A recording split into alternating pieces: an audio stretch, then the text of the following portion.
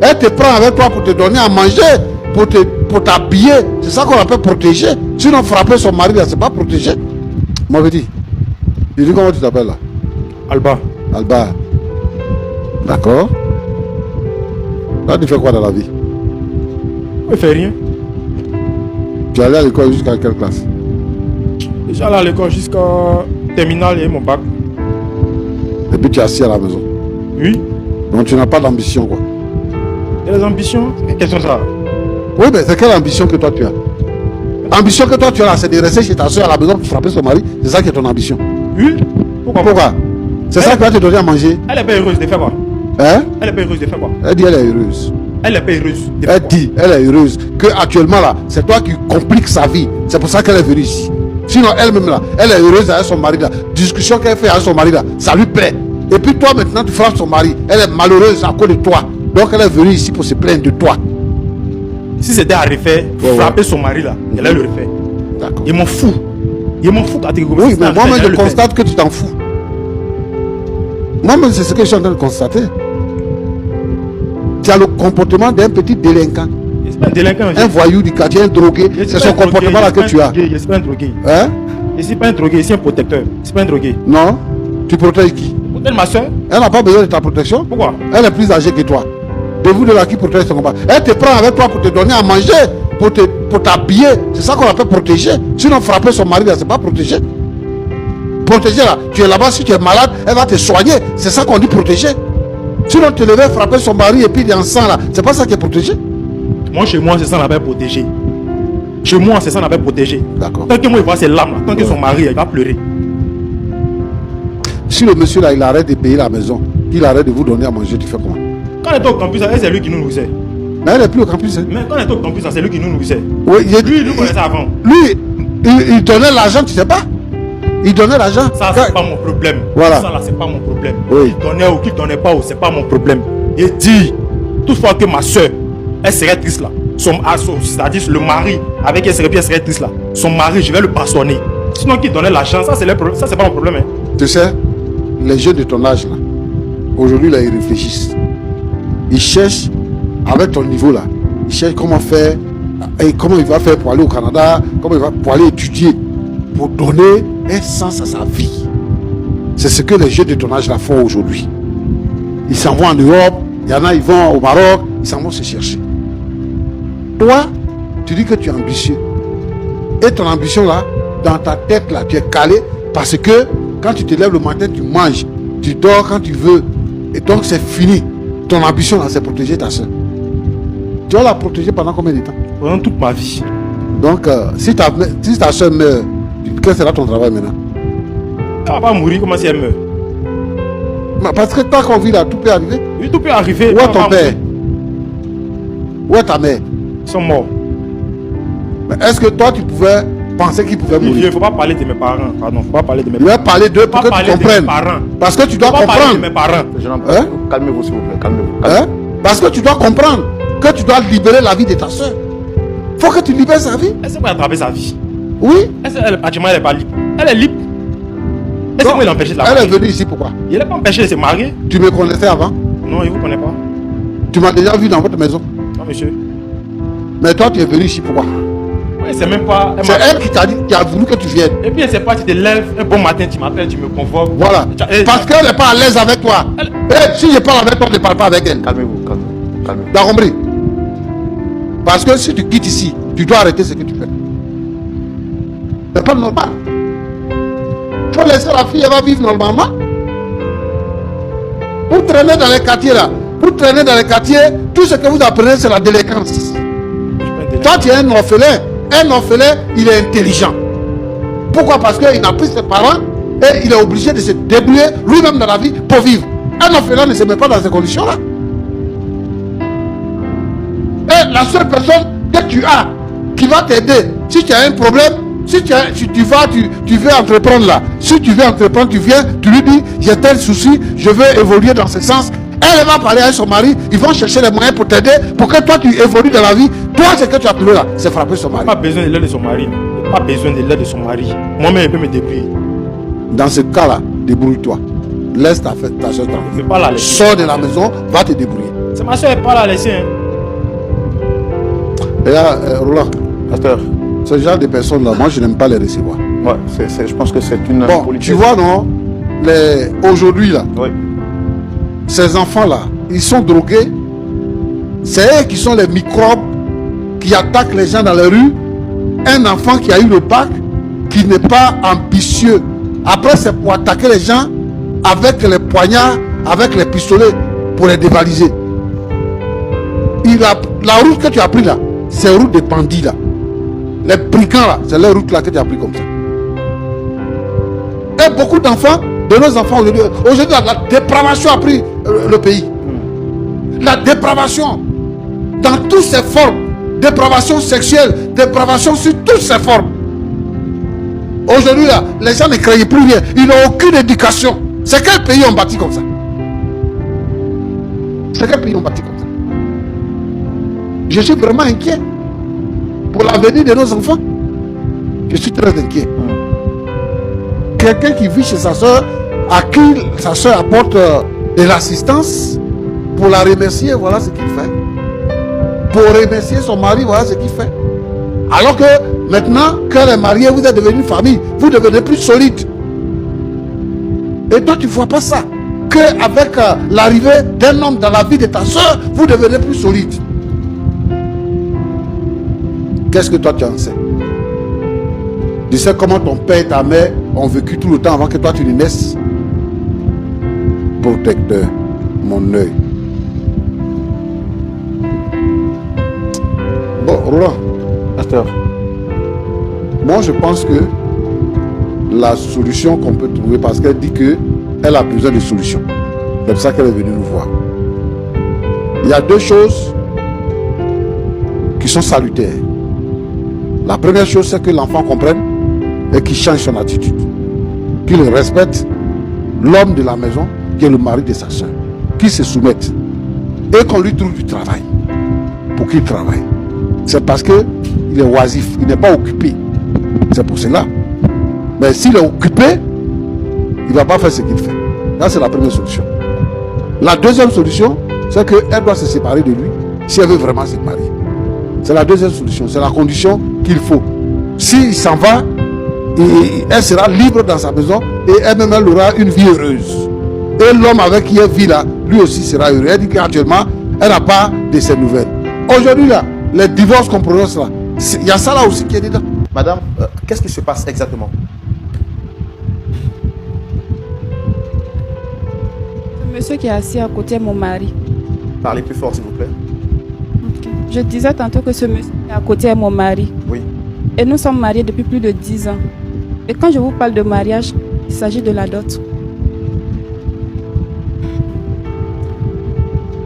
Quand je l'ai connu, disons que c'était vraiment un homme exemplaire. Il avait tout ce que vraiment je recherchais en un homme. Et en ce moment, moi j'avais 2 enfants. Je suis rentrée du Burkina, je précise que je suis burkinabé. Et je suis venue à Abidjan pour me chercher, quand j'ai perdu le papa de mes enfants. Arrivé à Abidjan, j'ai rencontré Sébastien, qui devait m'aider à trouver du boulot. Alors il est tombé sur mon charme. C'est ainsi que, moi sans pour autant traîner, vu qu'il était mature, j'ai accepté ses avances. Et c'est comme ça que Sébastien et moi, on s'est mis ensemble. Il faut reconnaître que quand je l'ai connu, on n'avait pas une vie vraiment de chrétien. On ne partait pas, de quoi? on partait pas à l'église. Ok. Et oui. Et après, quand j'ai rencontré le Seigneur, c'est là que j'ai commencé à fréquenter les églises. J'ai demandé à Sébastien de me rejoindre pour les prières. J'ai beau parler, il n'est pas prêt. Mais je me suis dit qu'avec le temps, il allait se ressaisir. Alors, j'ai continué mon combat, j'ai continué. Mais il m'a fait preuve d'immaturité.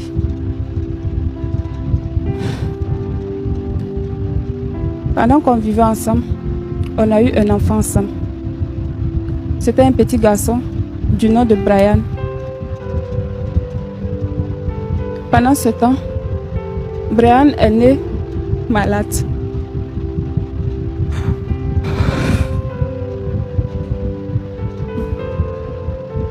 et que le Seigneur vous fortifie. C'est toujours pas facile de se souvenir des périodes difficiles qu'on a traversées. Et vraiment, prenez courage. Et faites l'effort d'aller jusqu'au bout de votre récit pour qu'on comprenne exactement qu'est-ce que vous reprochez à votre mari.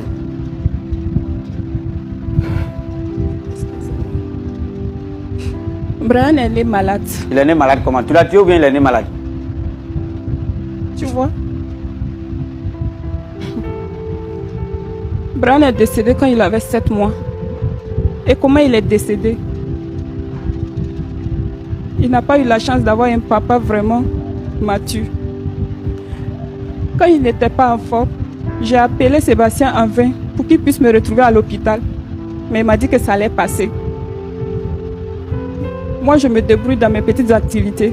Je n'ai pas assez de moyens. J'ai appelé Sébastien en vain. Il a fallu que l'hôpital même appelle Sébastien d'urgence pour qu'il puisse venir nous retrouver à l'hôpital. Il est arrivé ivre, à peine pour se tenir sur ses 2 pieds. C'était tout un problème. Donc c'est toi qui m'as conduit. C'est pas moi-même qui suis arrivé à l'hôpital. Monsieur, s'il vous plaît. Est-ce que c'est toi qui m'as conduit? Dans quel état tu es arrivé? C'est pas moi-même qui suis arrivé. Tu n'étais pas ivre? C'est toi qui vas t'acheter pour moi. Quand on t'a demandé, pourquoi quand le docteur t'a demandé d'aller prendre des seringues, tu allais prendre des gants? Comprends, c'est pas un gant, on pique. Il y a quoi du mal? Vous voyez, il est tellement immature que pour se rajeunir. Je vous ai dit que ça va rien changer. Des conseils. On l'a compris. Tout ce qu'elle explique là, ça c'est pour trouver toujours des solutions parce qu'elle ne veut pas faire des enfants.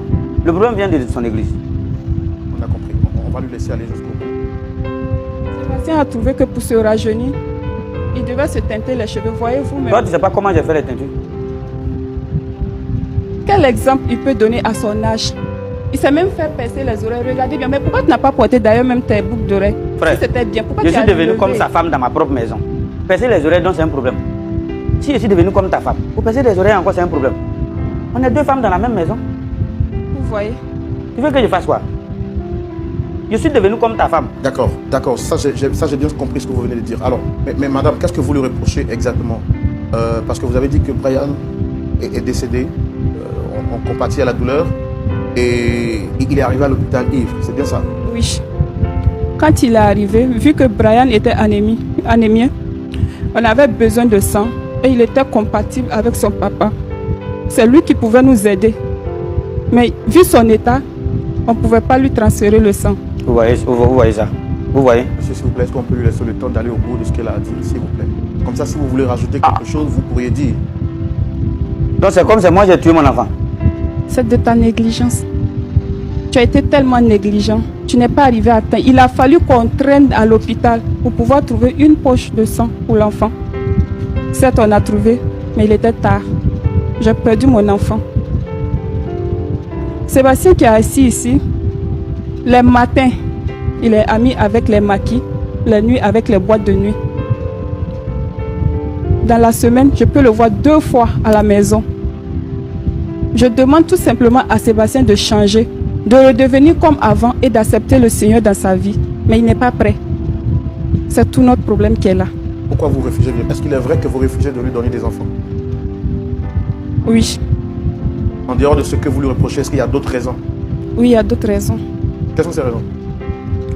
Moi, mon état actuel ne me permet pas de prendre des pilules. Donc, j'ai demandé à Sébastien de rester ce homme que j'ai connu depuis le départ, afin qu'on puisse vraiment vivre comme avant. Maintenant, on est mariés, on a besoin des enfants. Tu vas prendre les pilules pour faire quoi? Je lui demande d'être seulement responsable. Donc, je ne suis pas responsable. C'est toi qui payes le loyer? Oui. Est-ce que c'est toi qui payes le loyer? Est-ce que tu te Tu as déjà rappelles payé même? quelque chose à la maison? Même lui-même, c'est moi qui m'occupe de lui. Quand il gagne son argent, il n'a plus le temps. Vu que c'est 2 fois que je te vois à la maison par semaine. C'est que je suis au travail. Quel travail? Les maquis, c'est le bureau maintenant. Si je ne vais pas au travail, comment je gagne l'argent Pierre mange? Qui paye mon loyer? Donc c'est ton nom qui est sur le Qui propriétaire s'occupe maintenant. des enfants? C'est ton nom qui est sur le propriétaire maintenant. C'est ton nom, certes, mais c'est moi qui gère le loyer. C'est moi qui m'occupe des enfants. Si vous voulez qu'on règle ce problème, je vous ai déjà tout expliqué ici. Donnez-lui juste des conseils, on va quitter ici. D'accord. Je sais également, madame, pour avoir échangé avec vous en privé, que vous m'avez dit que l'une des raisons pour lesquelles vous refusez effectivement de lui donner ses enfants, c'est parce que vous estimez qu'il a un peu une vie un peu trop dépravée et qu'il court un peu les filles par-ci et là. En plus de cela, vous lui avez reproché le fait de ne pas être à même de s'occuper ni de vous, également de vos enfants, Et donc pour cela, vous ne pouvez pas lui rajouter encore 2 enfants qui deviendraient des charges. Tout à fait. Vu que la situation n'est pas trop ça, et que lui, il refuse de s'occuper des charges de la maison. Donc tu manges pas, tu manges pas. Qui paye? C'est toi qui payes les... Tu sais comment je me débrouille à la maison? S'il te plaît. Tu peux me laisser parler? Toutes les charges de la maison, c'est moi qui m'en charge. C'est moi qui m'en occupe de tout. Il a fini de chercher toutes les filles du quartier. À peine je sors de chez moi, je n'ai plus le respect. Même mes camarades, il ne les voit pas et puis laisser. Qu'est-ce que je dois faire d'un tel mari? Dites-moi. Mettez-vous à ma place. Que vous soyez vraiment aussi sous le stress. Et c'est pourquoi il est important pour nous de vous écouter avant de vous laisser passer sur ce plateau. Vous avez aussi également rajouté que l'une des raisons, pour ne pas dire l'une des conditions pour vous, pour aller ou pour lui donner des enfants, vous avez exigé de lui qu'il fasse un test et qu'il aille jusqu'au mariage. Oui, c'est tout ce que je lui ai demandé. Je vais faire test parce que quoi? Parce que tu as fini de fouiller, de te parler. Depuis que j'ai épousé cette femme, je ne suis jamais sorti dehors.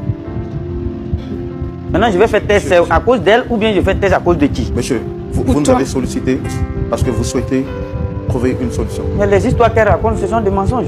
Mais si vous ne nous dites pas la vérité, on ne pourra pas vous aider. C'est la vérité, je vous ai expliqué. Je vous ai dit de ne pas la laisser mentir ici. Je vous ai déjà tout expliqué. J'ai demandé juste des conseils. Maintenant, regardez ce qu'elle est en train de dire. Est-ce que ce que madame est en train de nous dire sur ce plateau est vrai ou faux? C'est faux. Et les gars, n'oubliez pas, pour vous qui veulent avoir un compte TikTok monétisable en Afrique, oui, c'est-à-dire un compte TikTok avec lequel vous allez gagner de l'argent en faisant des vidéos, c'est possible. Contactez-moi sur mon numéro WhatsApp, c'est le +228 98 09 96 31. Écoutez-moi très bien, je ne monétise pas les anciens comptes TikTok, c'est-à-dire les anciens comptes TikTok que vous avez créés ici en Afrique, je ne monétise pas. Moi, je suis là seulement pour vous créer un compte TikTok qui est monétisable.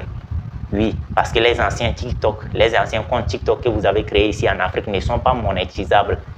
C'est de ça qu'il s'agit, parce que c'est en Afrique que vous avez créé ça. Les pays africains ne sont pas éligibles à la monétisation TikTok. Donc, lorsque vous créez vos comptes ici en Afrique, ce n'est pas monétisable. Vous pouvez faire des vidéos et gagner plus de 100 000 abonnés, 250 000 abonnés. Vous n'allez jamais monétiser ça. Parce que les pays africains ne sont pas éligibles à la monétisation. Bon, bref. Si vous voulez avoir un compte TikTok monétisable, contactez-moi sur WhatsApp. Ce n'est pas gratuit, je vous répète encore, ce n'est pas gratuit, c'est 5 000 francs seulement. Si vous me contactez par WhatsApp, c'est pour uniquement créer un compte TikTok monétisable. Ce n'est pas pour poser des questions bizarres. Bon bref, on se dit à la prochaine. N'oubliez pas de partager dans plusieurs groupes. Ciao.